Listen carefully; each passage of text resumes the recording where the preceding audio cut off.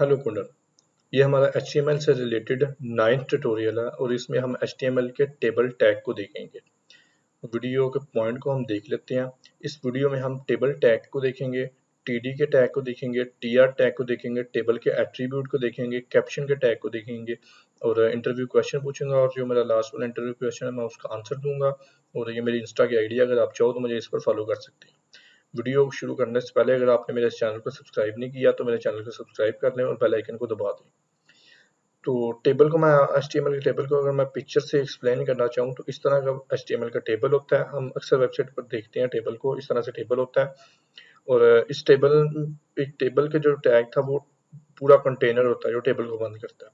और उसके अंदर जो TR का टैग है वो TR का मतलब टेबल रो, एक रो या दूसरी रो या तीसरी रो या चौथी रो, इस तरह से हम जितनी भी रो बनाना चाहें हम TR के टैग से बना सकते हैं। और TR के टैग के अंदर हमारा आता है TD का टैग। TD का टैग क्या काम करता है, जो ये कॉलम है वो TD से बनते हैं। जिस तरह से ये पहला वो कॉलम है, दूसरा ये तीसरा, जितने TD चाहे हम उस TR में डाल सकते हैं। तो हम कोड को शुरू करते हैं। कोड को शुरू करने आपने बेसिक जो फाइल बना लेनी है टेबल की, उसको सेव करके ओपन कर लेना और सिंपल सा टेक्स्ट लिख लेना है। मैंने इसको H1 लिखा और H1 लिखने के बाद मैं इसको सेव कर लेता हूँ। अपने फाइल को सेव करते रहना है। सेव कर लिया और उसको मैंने ओपन किया, यहाँ पर आके ये टेबल आ रहा है।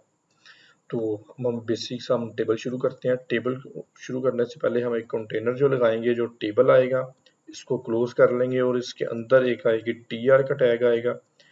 इसके अंदर एक इस TR से एक रो बनेगी और इसके अंदर हम कॉलम, जितनी कॉलम चाहे हम बना सकते हैं। मैं एक TD लिखता हूँ और एक TD लिख देता हूँ A, और उसके बाद मैं दूसरी एक और TD बना लेता हूँ जिसमें मैं लिख लेता हूँ B।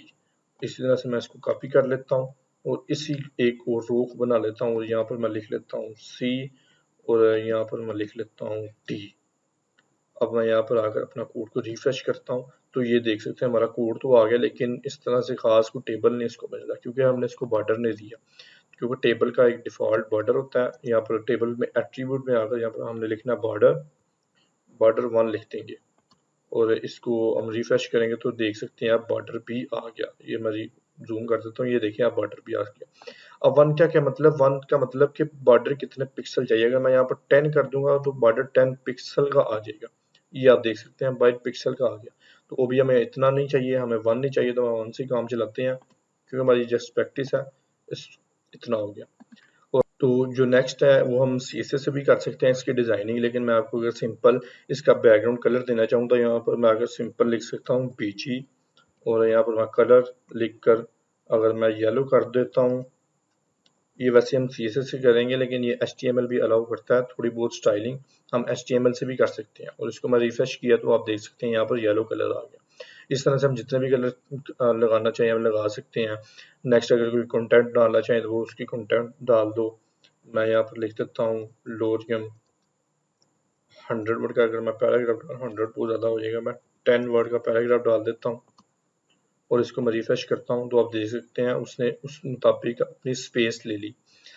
तो इस टेबल टैग में दूसरा एट्रीब्यूट एक विड्थ का भी आता है। अगर हम अपनी डिफ़ॉल्ट विड्थ भी दे सकते हैं। इसको विड्थ लगाने के बाद हम यहाँ पर 100% अगर करते हैं 100% करते हैं और इसको रिफ्रेश करें तो आप देख सकते हैं जितना पेज होगा उसने उस लिहाज से अपनी पूरी विड्थ ले ली और उसके अंदर जितना कंटेंट आएगा वो उसी हिसाब से लिखता जाएगा। अब मैं यहाँ पर अगर दूसरे टैग में डाल देता हूँ लोरियम 20 वर्ड का पैराग्राफ डालकर अगर मैं रिफ्रेश करता हूँ तो आप देख सकते हैं दूसरे TD में भी पैराग्राफ आ गया। इस तरह से हम जो टेबल है वो इसी तरह से हम एक रो बनाएंगे, उसके अंदर इस तरह से TD बनाकर नाम लिख देंगे, जॉब टाइटल लिख देंगे, ईमेल एड्रेस या जितने भी हमें TD चाहिए उस तरह से इस तरह से टेबल बनेगा। मैं नेक्स्ट में आपको टेबल बनाकर दिखाऊंगा भी नेक्स्ट अपनी आने वाली वीडियो में। यहाँ पर हम जस्ट अपना आइडिया ले रहे हैं। नेक्स्ट जो हमारे पास आ जाता है वो आता है कॉल स्पैन। अब कॉल स्पैन क्या है, इस अगर मैं बेसिक्स आइडिया दूंगा तो मैं एक TR लेता हूँ, TR के अंदर एक मैं TD लेता हूँ और यहाँ पर मैं लिख लेता हूँ फूटर। फॉर एग्जांपल कुछ भी लिखना है लेकिन मैं फूटर लिख लेता हूँ। फूटर लिखने के बाद मैं रिफ्रेश करता हूँ तो आप देख सकते हैं यहाँ पर इसने इसके साथ मर्ज नहीं हुआ। क्यों नहीं हो, क्योंकि हमने ऊपर वाली रो में भी 2 टीडी डाले और उससे ऊपर वाली में भी 2, तो ये भी 2 ही 4। लेकिन अगर हम चाह रहे हैं कि हमने एक ही देनी है, लास्ट एक ही देनी है, तो उसके लिए हम ये कर सकते हैं कि फुटर में आकर जिस लिखना है कॉल स्पैन और यहाँ पर 2 कर देंगे, जस्ट 2, क्योंकि हमने देख लेना है कि हमें कितनी चाहिए। हमें 1 और 2 के साथ चाहिए तो हमने वहां पर 2 डालना है, तो आप देख सकते हैं ये उसके साथ मर्ज हो गया, उसके साथ ऐड हो गया। इस तरह से हम अपने कॉल स्पैन भी कर सकते हैं। और नेक्स्ट हमारे पास एक एट्रीब्यूट आता है अलाइन का। अलाइन का क्या काम करता है, अगर हम इसकी विड्थ थोड़ी बहुत कम कर देते हैं हल्की सी, हम थोड़ी, अब इसको सेंटर में लाना हो तो हम सिंपल यहाँ पर लिखेंगे अलाइन सेंटर। सेंटर करेंगे तो जो हमारा टेबल है वो आ जाएगा सेंटर में।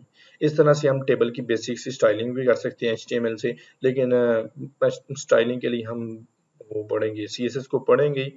तो आज के लिए इतना ही, हमने बेसिक सा कोड देख लिया और नेक्स्ट मैं अपने आने वाली वीडियो में एक HTML से एक वेबसाइट का लेआउट तैयार करूंगा जिससे आपको मजीद टेबल की क्लैरिटी होगी।